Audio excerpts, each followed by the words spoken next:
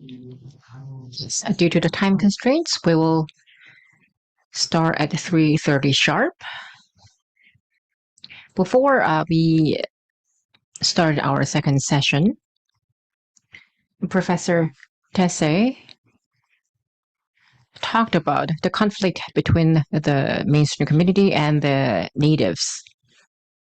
And there were some issues involving the native community. And in Korea as well, during the Korean dictatorship, we had hardships and those who had fallen victim to the dictatorship. So if we are to reconciliate and bring together the community, I think we have mounting issues that we have to address. And throughout the session, we will talk about the democratic citizen education, and we will invite Professor Dong-chun Kim and also Professor Gina Tesse and also Professor Won-gyu Chung. Please give them a big round of applause. Ladies and gentlemen, so I am the moderator of the second session of KDF. So we will talk about how to analyze the curriculum for democratic citizen education of the National Museum of Democracy and Human Rights. So we will give these professors each a chance to deliver their speech, and we will have discussions later on. First of all, I would like to invite Professor Gina Tesse to deliver her remarks. And she is going to talk about the curriculum. And also, her speech will be followed by Professor Won-gyu Chung's presentation. And he will talk about the citizen school and how and what we should educate. So these two presentations will be delivered.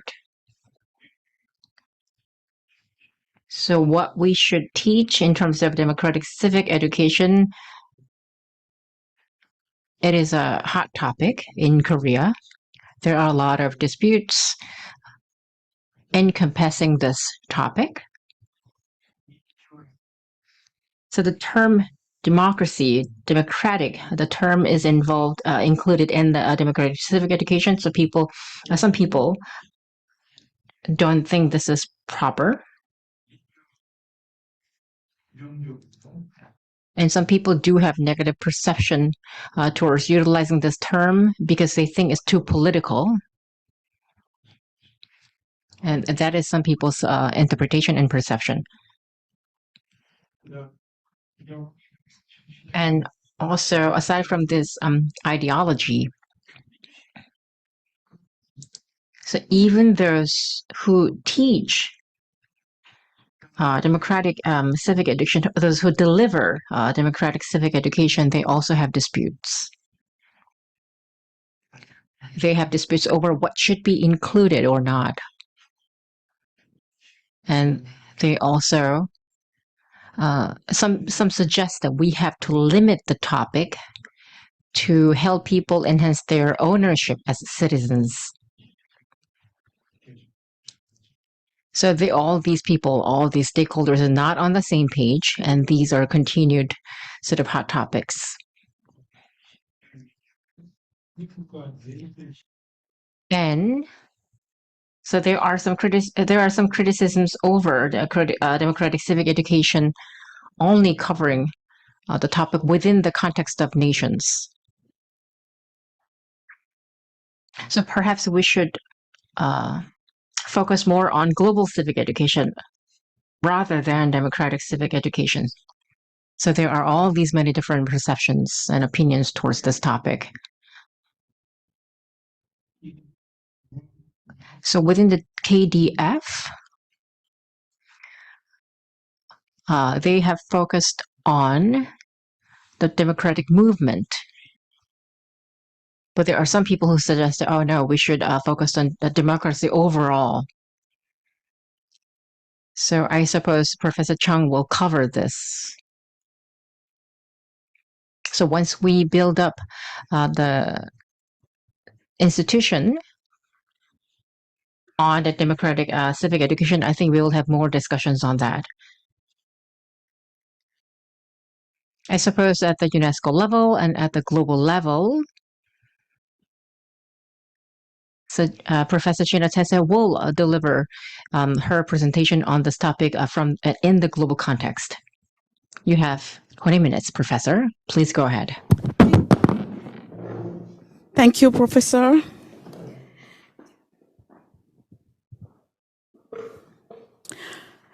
Thank you, Professor. 안녕하세요. First of all, I have to say that I'm very proud, very touched to be associated with the Korea Democracy Foundation, with the work of my colleagues, and I understand that in the context, in the historical context of Korea, it's a very, very courageous work to run and to continue to run and to believe in. So congratulations, colleagues and the foundation, and thank you for associating me to that. I was pleased to see that in the name of the program, we find the three themes of the UNESCO chair, DCMÉT. So democratic, citizenship, education. So we have the three themes. So of course, in the chair, we see those themes as necessarily interrelated, but you did express this interrelation. I have to say that I was very surprised to see that this democratic citizens school is based on relevant laws, executive orders, as well as the Constitution. So I asked myself, before this type of education, what comes before? Before the person get access to this program, who is this person? What is the history of his or her life? What in which family it comes from? Which culture? With language?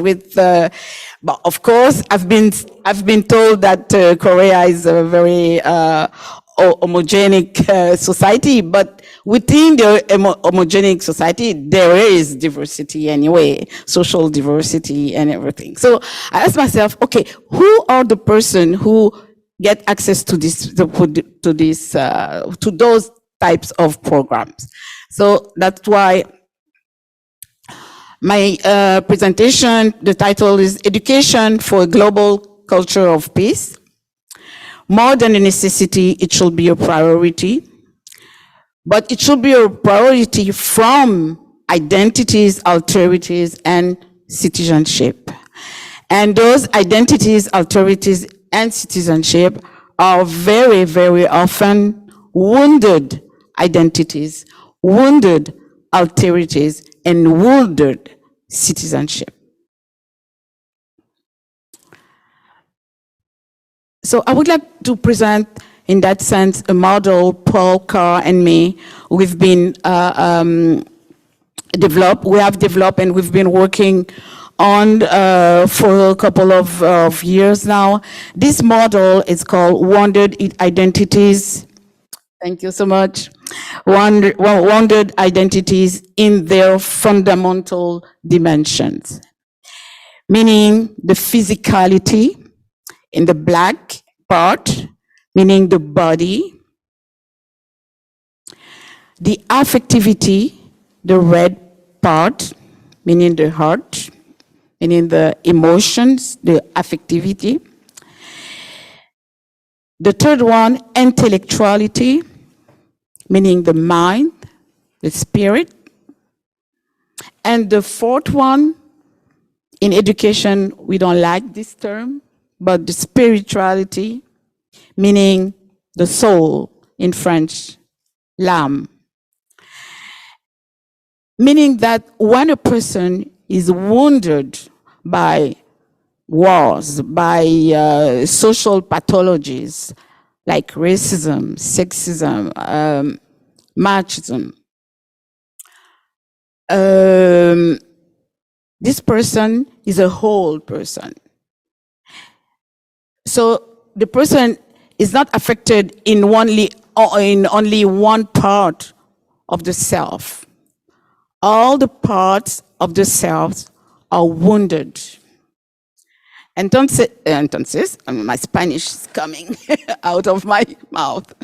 So, wounded identities in their fundamental dimension, we have to consider those four: physicality, affectivity, intellectuality, and spirituality. For physicality, the body is affected by marginalization and exclusion, physical violences to the body, but also physical violences to the place to live that affect the body also. The dimension of affectivity, it's expressed by the feeling of being disqualified by psychological violences, the denial of psychological needs, emotional sentiment, desires, needs, etc. The third one, the intellectuality, is also affected by violences. And those violences at school, so in the education system, and that continue at university also, epistemological and cognitive violences. People suffer about knowledge, their knowledge or learning, the rhythm of learning, the style of learning, and everything, about languages, about accent, the way the person speak, or the type of language, the mother language, the beliefs and everything. So this is the wounds made to intellectuality, to our mind. Spirituality, the kind of dehumanization felt by spiritual violences that conduct to loss of meaning in life, loss of sense of her own presence in the world, and loss of connection with nature. So this is the wounded identities.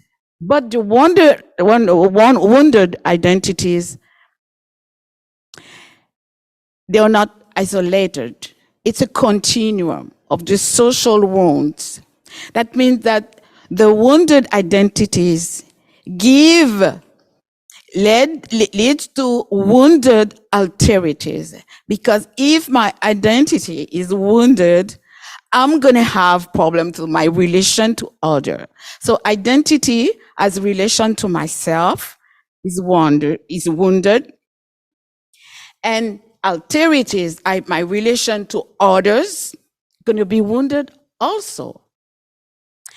And citizenship, my relation to the city, to the social space, going to be wounded also.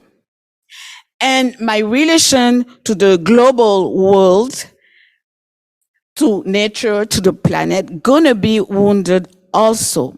That means identities, alterities, citizenships, and eco-citizenships, because we prefer now see citizenship not only relation to the world, but also relation to the planet, to oikos. That's why we consider now more eco-citizenship.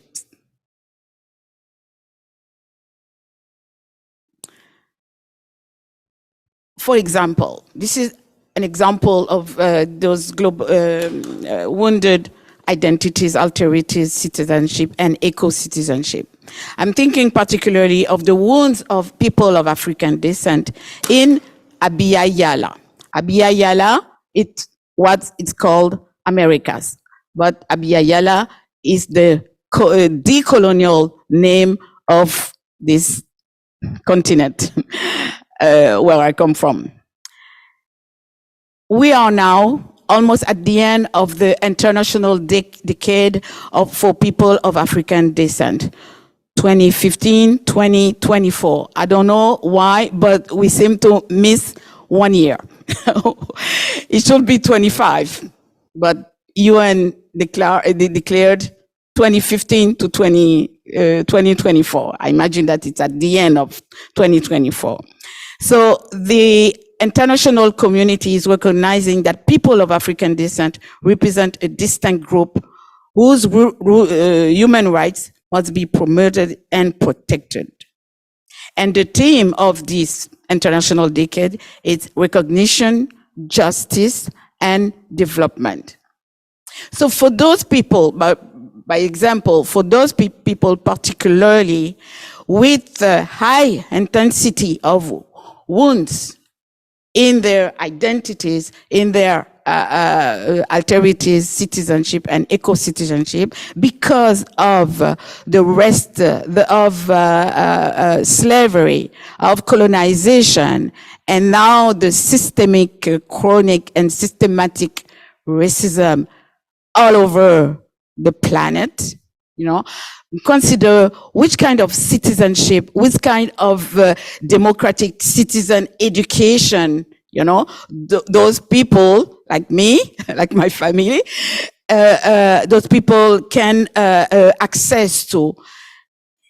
Is it the same kind of democratic citizenship education for all?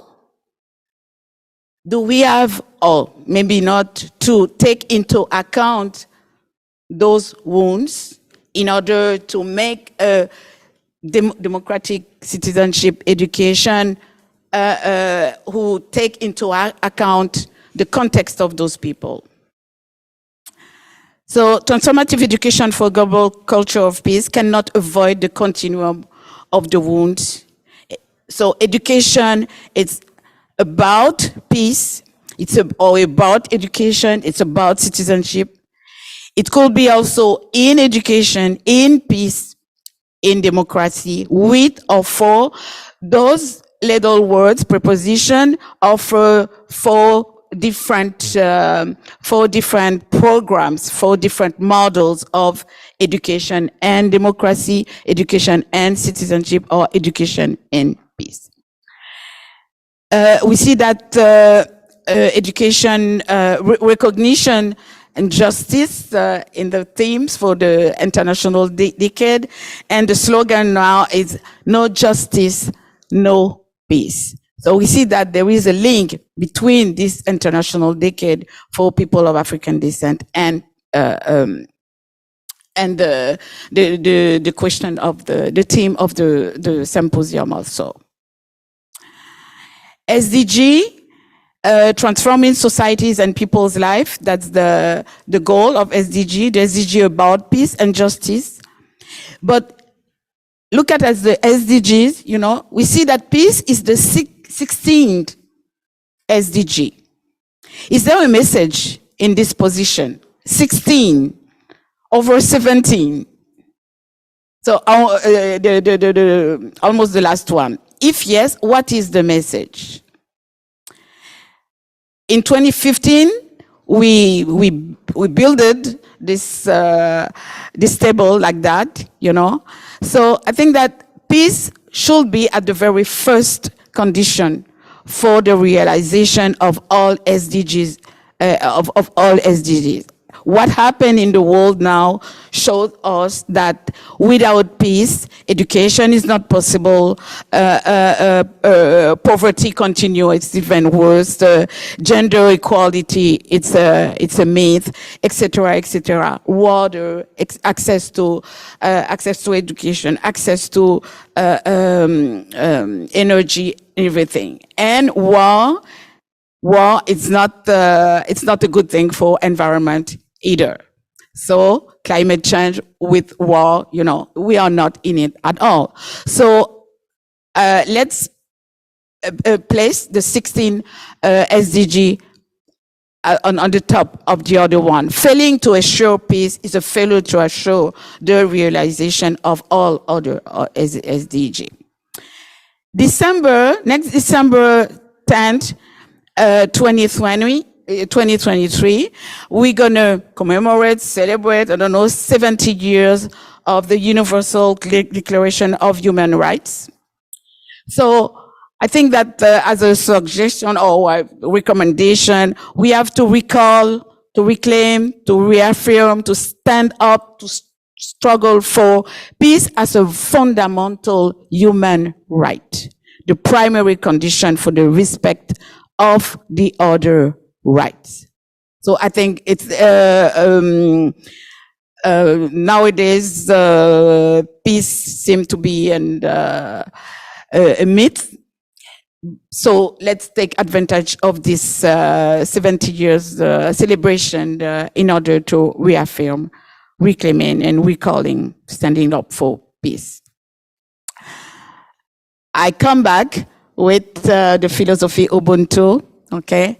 I think this is a philosophy, a humanist philosophy, Ubuntu, and I think that it deserves to be linked to our claim for peace, our seeking for peace. And again, I am because you are, I am because we are together, all cultures, languages, religions, phenotype, etc., etc. So let's make peace, cultivate peace together. Again, of course, we need the context, democratic context in order for citizenship, global citizenship to flourish on this planet. Thank you. 예,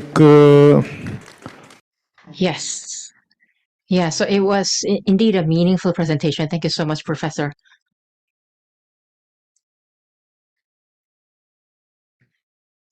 And you talked about the SDG and also peace as part of the SDGs. And we all know what is happening in Palestine, the genocide. So I wonder what students learn from their teachers in terms of the genocide in Palestine. And I don't think the Korean media is capable of delivering this news properly. So as you said, Professor, what you talked about is a hot issue in our society today in Korea. And as you know, Korea was colonized in the past. And we do have a sort of trauma over violence and colonization. And against this backdrop, what type of education is possible? And I think we have to think about that. Professor Chung is going to be in line with this topic as well. He will also talk about human rights on top of a democracy. So I think we will have to listen to him to find out. Thank you.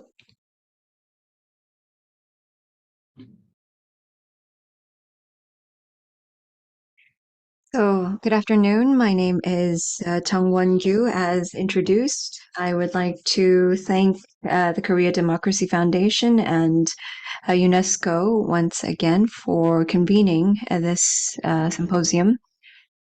I think that society-wise, there's a lot of current issues at hand. So sometimes there's a lot of important issues that have been disregarded. So I would like to talk about the global framework of things.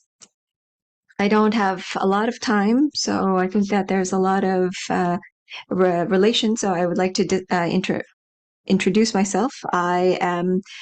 I looked into societal issues, and I am very much interested in participatory democracy as well as a public happiness and public society as well. And internationally, I think that, I haven't been quite renowned, but I think that I always write up papers after their subjects have passed. So I wrote up a paper related to the participatory government after it passed. And now, even with the public funds, I kind of wrote my paper after it was over. So, but this time around, I have been talking about the Democratic Citizen School at the National Museum of Democracy and Human Rights. I've been advocating for this. I think that this is a pending issue. So this, for me, is a new experience. I believe that it's not difficult to talk about issues after it has passed, but to talk about things or the pending issues or hot topic issues when it is happening is a very difficult fight. So at the moment, that's what I'm doing. So the topic that I would like to talk about is not solely about my research,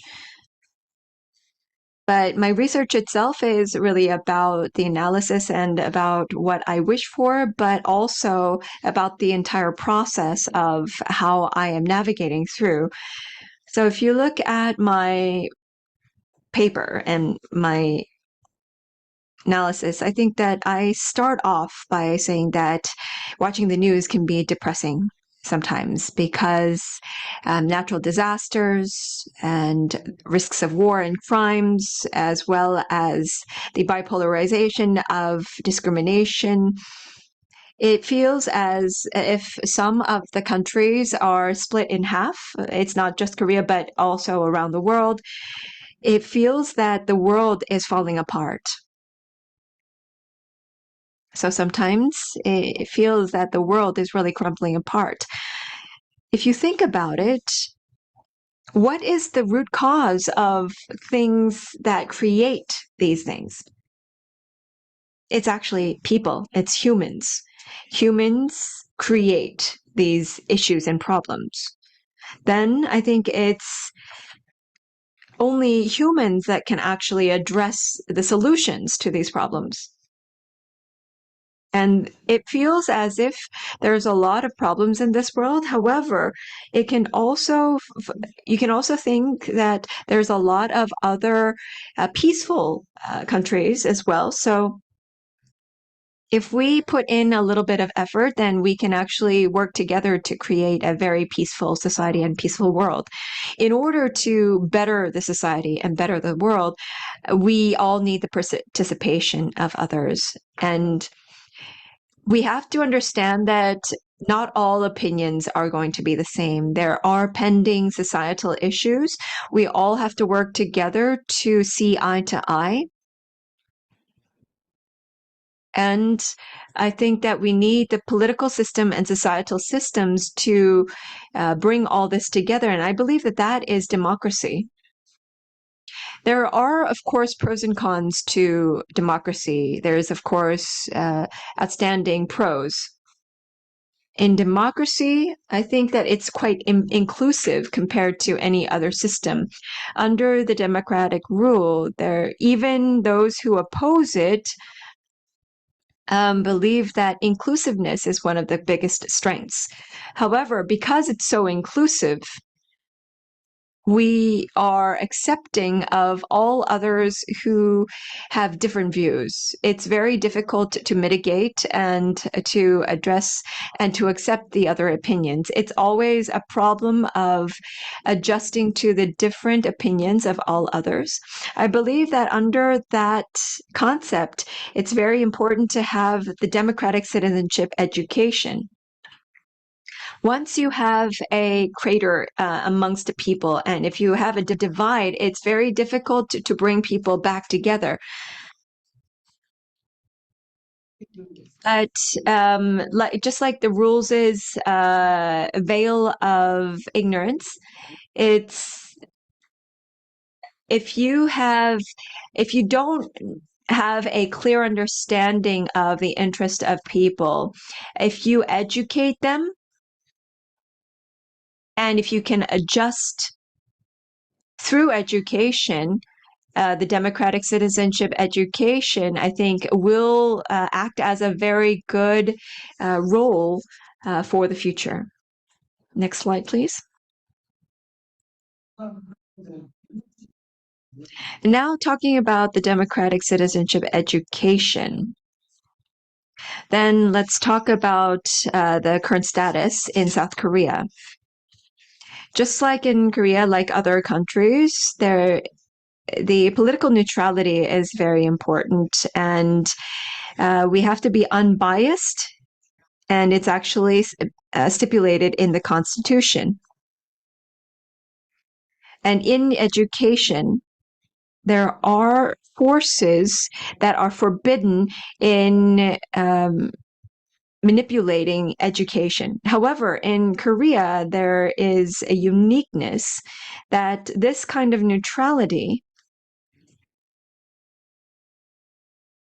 is not about a neutrality, but it's interpreted as unbiasedness. So balance and unbiasedness is very different. So balance is actually the same. Unbiasedness is actually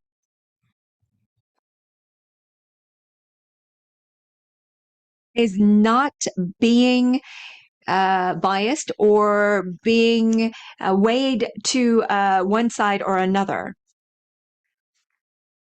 So actually, depending on which side you are on, you can view the other side as being biased. So you can attack the other side depending on which side you are standing in.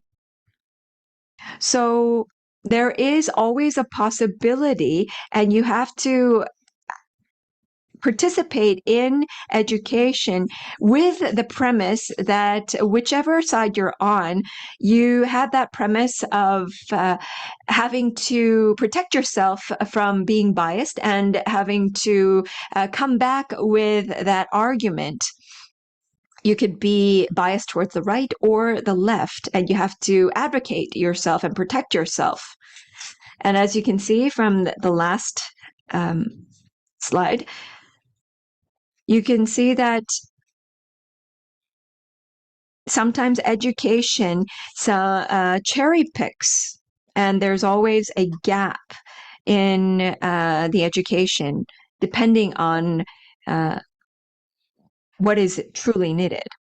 However, paradoxically, the role of democratic citizenship education led by the Korea Democracy Foundation is uniquely highlighted.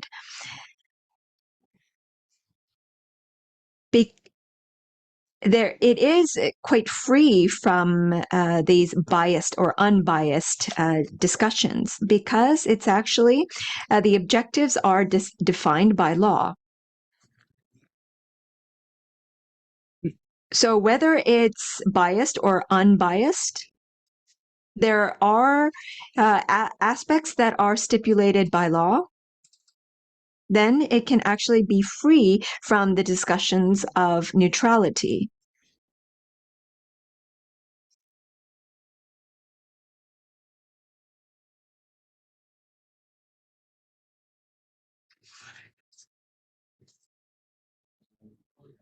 So I think that the slide is having some difficulties.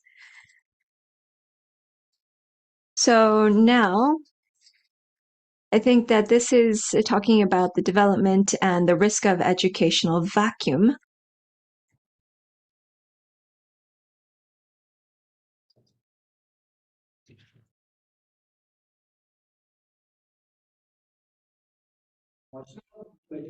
So due to time constraints, I think that I would like to skip over just talking about want. In the market economy system, and when you educate depending on the market economy system,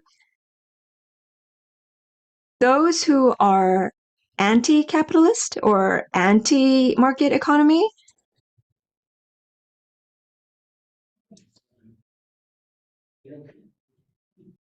Should they actually educate all the subjects, including the market principles, or excluding? Should they talk about the failures of the market and not educate, or should they just not educate while eliminating all of the failure cases? Then if you ask them, then you actually get answers saying that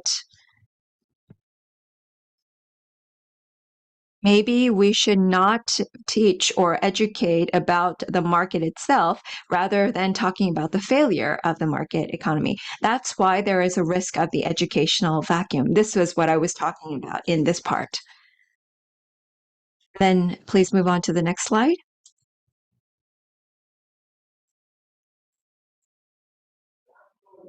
So the next slide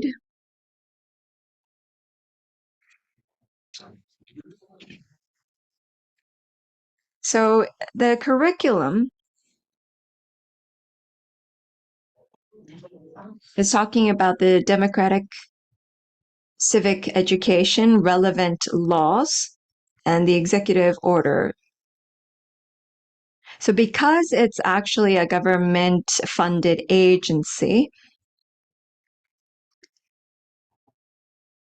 so these are some of the laws that support it.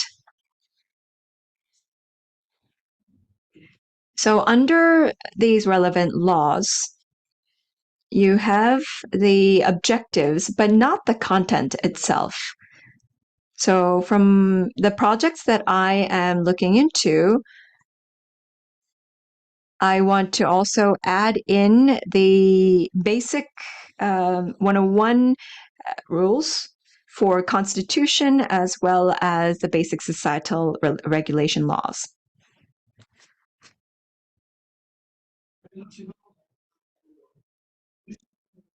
So the purpose of the democratic citizenship education of the democratic citizen school is as follows. So you can see that there have been democratic activists and activities in Korea, and that's why you have the democratic movement and related significance along with the purpose. So a lot of these movements have been based on what has happened in the past. So in the past, there had been a lot of problems related to the democratic movement. However, a lot of them have been addressed now. So for the younger generation, if you approach it in this way, talking about a lot of people that had sacrificed themselves for the democratic movement, they say, yes, but that doesn't really relate to us. I mean, there's no relation to us. So I think that in order to really commemorate and to bear the significance, we really have to look into the significance of what the results have in relation to us and our lives right now. So in order to uphold that, I think, as I mentioned before, it all dates back to the past. However, there's a lot of relation to the politics. However, not much relation to the economic aspects. So that's why the current younger generation do not really feel it and understand it that in relation to them.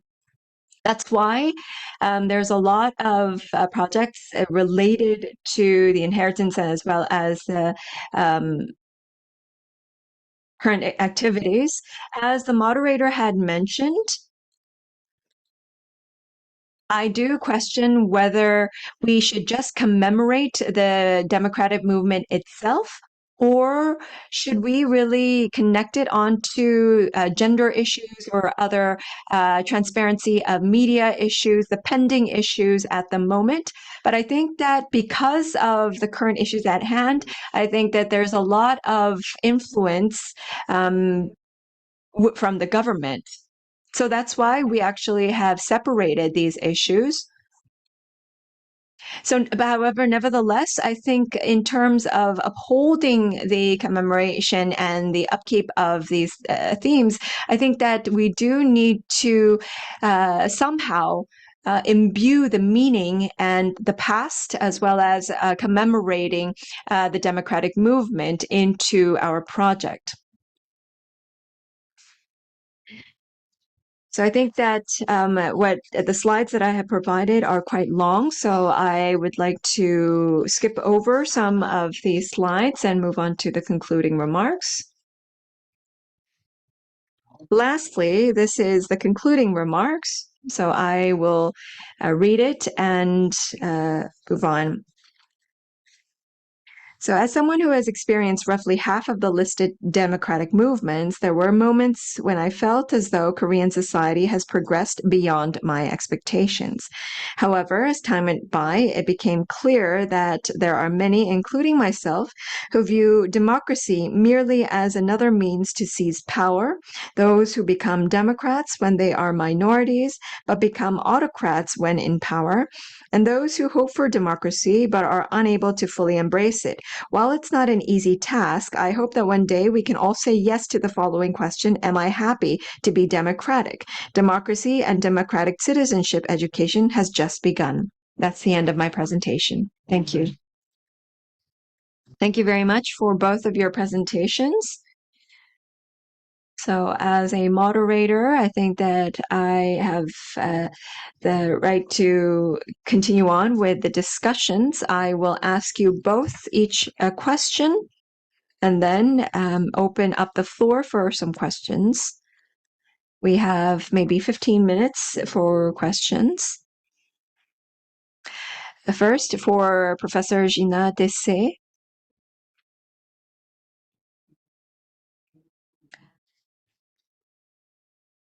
So ultimately, we do need to control and console some of the damages done to the targets and the victims. I think that those damages will vary in scope. If they're in the same group of I guess the class or the people. If you have a good example from Canada, please introduce that to us. For Koreans, I think there are immigrant laborers. We have about 2 million of them coming to Korea. In the rural agricultural areas, we have a lot of laborers coming in from Southeast Asian countries and their children. Some rural areas, we have about 30 to 40%. For teachers in those areas, I think that a lot of the biggest dilemmas is actually about history education. So for Korean history education, there's a lot of ethnical and our own history has a lot to do with it. So we have to teach world history or global history, but these teachers are not ready to teach global history, and neither is the community. So I guess these descendants of immigrant laborers are now faced with double the damages because they're not getting the right education and they're being isolated. I believe even in Canada or the United States, similar issues will prevail. And of course, in Palestine or other countries around the world, I'm sure that they will be faced with similar issues. Even with just peace, I mean, it's not just a simple issue. We can just call it as a very ambiguous or overarching peace. However, peace will be interpreted in various different aspects, and countries will bear responsibility in various different roles and scopes. How should we teach in these different scopes and situations? And of course, to Professor Chung, I also want to ask a question. And the KDF is also a legal entity and a government-funded entity, and so I think they will not have an issue of educating in terms of, as you mentioned, the democratic citizenship education. However, if you talk about democratic movement, we can't eliminate the issue of the democratic movement and democratic activists in the past. I believe that the Korean democracy is still in its making, and the Yoon Suk-yeol president and administration, of course, has committed certain anti-humanitarian acts, and sometimes we believe that we have issues of certain overarching government control in certain areas. So in these circumstances, it's talking about democratic movement, and of course, it also it branches out into other humanitarian and human rights issues as well. So if we have the National Museum of Democracy and Human Rights, we'll also have to select the lecturers as well as the key aspects to exhibit. So I think that it's going to be a key area of discussion. So first, I would like to open up the discussion to two presenters. First, to Professor Gina Tesse. Thank you, Professor.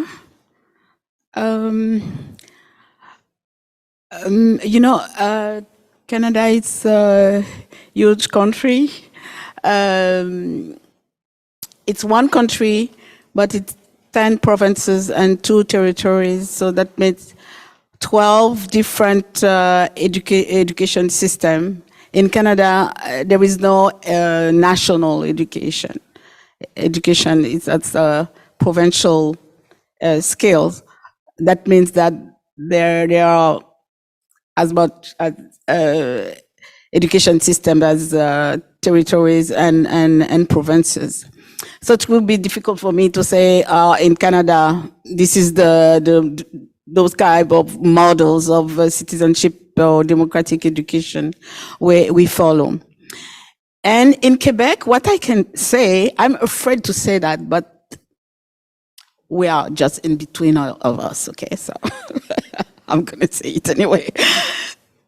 In Quebec, I'm afraid that what we call citizenship education, and it can have different labels, different titles,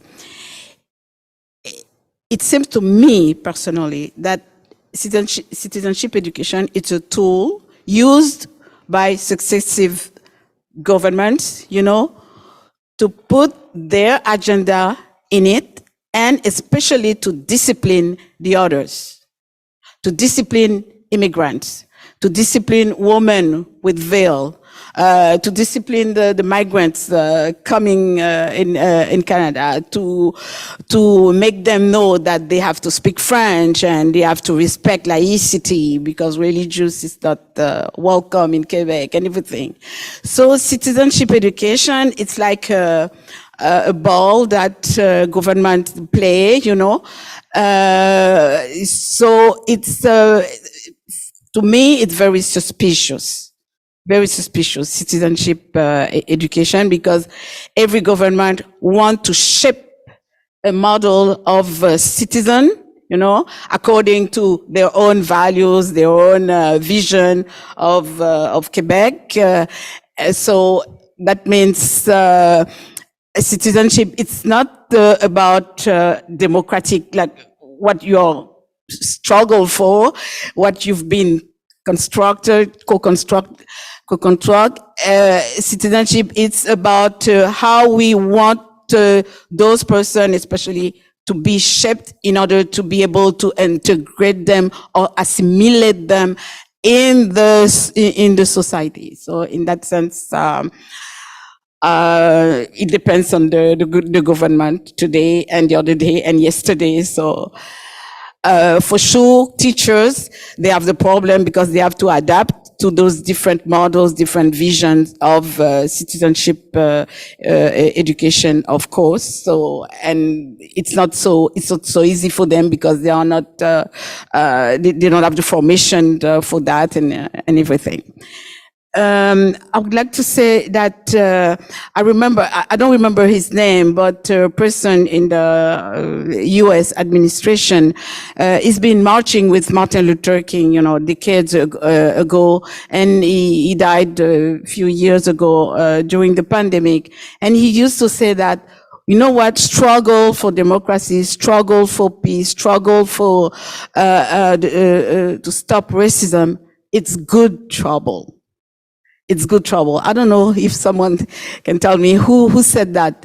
Good trouble. So that means Professor Wanju said that, yeah, it's difficult. It's a very difficult task, of course, but it's a good trouble. It's a trouble task, but a good trouble.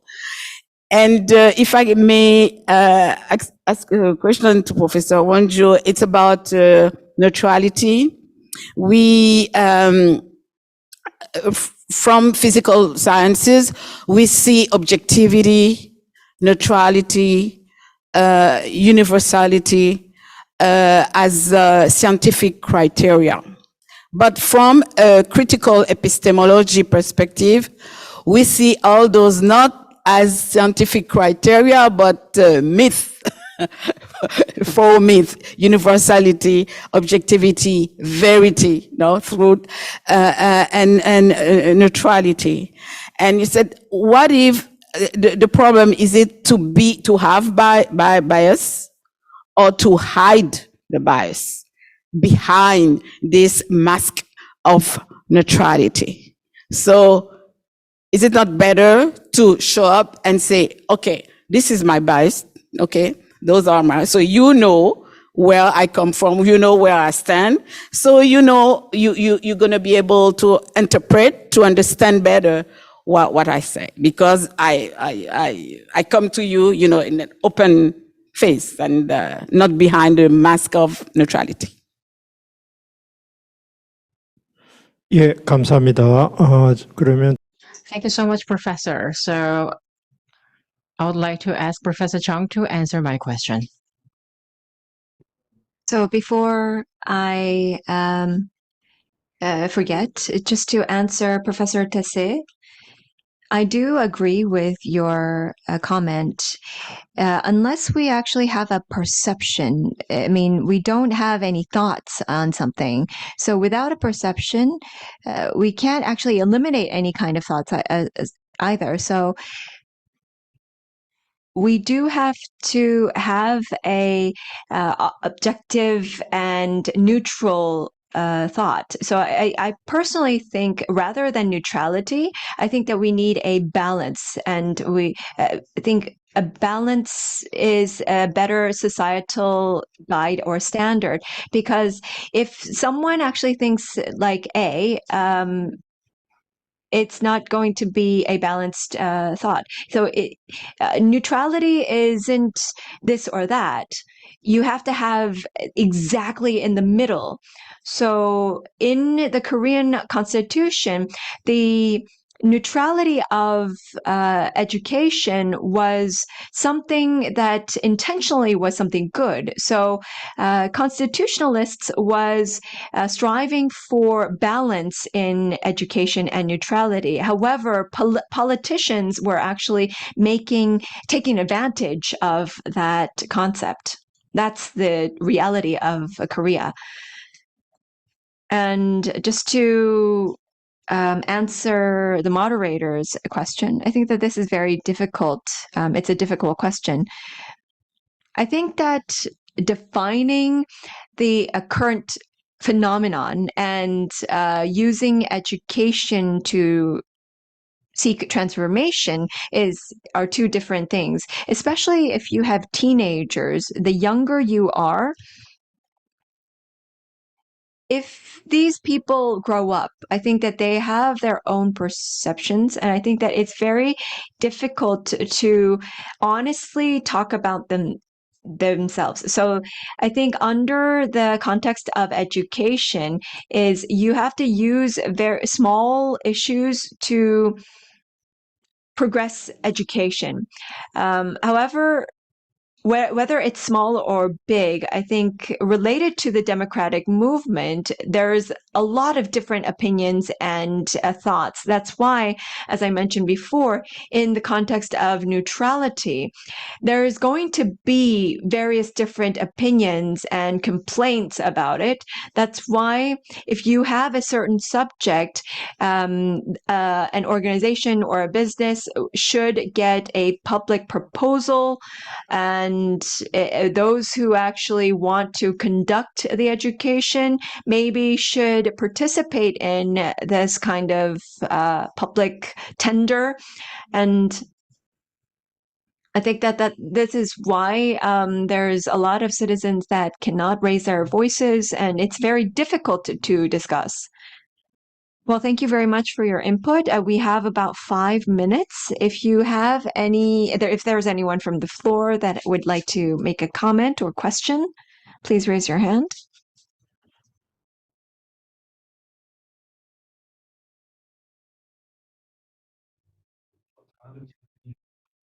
You can pose a completely different side of the story, or you can also ask a question as well.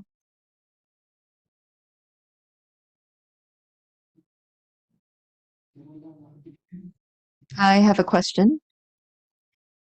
Yes, please use the microphone.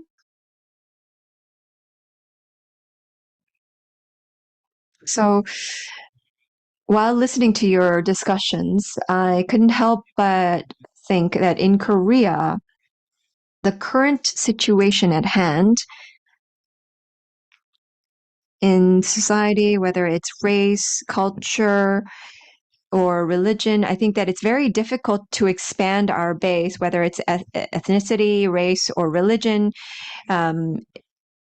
In Canada or Europe or United States, I think that it's easier because it's just on you're starting on a different base. However, in Korea, you still have that tension or conflict. So in terms of ideology, our generation who have just started our economic activities in society, I think facing those kinds of conflicts once again is going to be very difficult. But under the Korean context and dialogue, how is it very important and possible to bring out that dialogue amongst the public? So just to recap on my question. So it has been very I mean, it hasn't been around in terms of the communications and discussions for our generation. How do we bring that discussion back up for the younger generation? So who are you asking the question to? I think to Professor Gina Tese. I think that it's because it's on a different level. You're asking that Koreans have a different starting base. You're asking because on a cultural and societal level, we are starting on a different base of discussion. How do we overcome that barrier or hurdle when it's different from Korea, Canada, or Europe? Thank you. Sorry? Thank you. Thank you for the question. But sorry. Thank you for the question. But you said the word, I think, the context. You said the word. It's key. It's key. It's not possible to understand what's going on in different societies without taking into account the context. Context means, intertwine like that. So context is not a decor out there, who doesn't have nothing to see with what's going on here. The context is related, it's sold with what's going on. So that's why you describe very well what's going on in the context of Korean society now, according to the context, the historical context of Korean society, of course. And me, I was talking about Canada, which is another context and another historical, and about migration. Canada has likes to see itself as a migration country, but talk to indigenous people about that. About that, they have a very different view, of course. So I think all this dialogue, it's rich because we come from different contexts, and still we are able to share those ideals and to find the common grounds, above our differences. It's possible to see what relate us, what make us the human, how we feel, how we see things, how we suffer, how we are scared or something, or preoccupied. It's the same, but of course from different contexts. So I think that we have to keep this in mind, that whatever the subject we are discussing on, ask ourselves, what is the context we are talking about, the context of those persons. That's why those wounded identities, alterities, and citizenship, that's why they are so important, because it's a very difficult context, and that requires a very specific democratic citizenship education as well. Thank you again for your question. 예, 감사합니다. Yes, thank you, Professor. So Korea has achieved so much economically, but I think we still have a long way to go when it comes to the discussions and dialogue surrounding the topic of democracy and civic education. So I suppose the education system is different also in Canada and Korea. And when it comes to the subject matters, obviously it's important to figure out what we are going to teach our children and next generation, but also who is going to teach and how they matter. So going forward, we will have to have meaningful discussions on those topics as well. And I believe our time's up. So I would like to conclude the second session. So thank you so much, professors.